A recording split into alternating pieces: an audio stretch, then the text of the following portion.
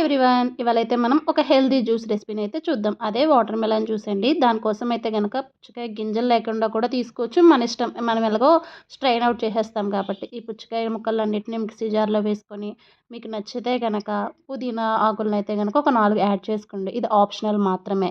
తర్వాత ఒక 4 స్పూన్స్ అయితే షుగర్ యాడ్ చేసుకోండి. కొంచెం పించ్ ఆఫ్ సాల్ట్ కూడా యాడ్ చేసుకోండి. సాల్ట్ యాడ్ చేసుకోవడం వల్ల టేస్ట్ అనేది బావుంటదనమాట.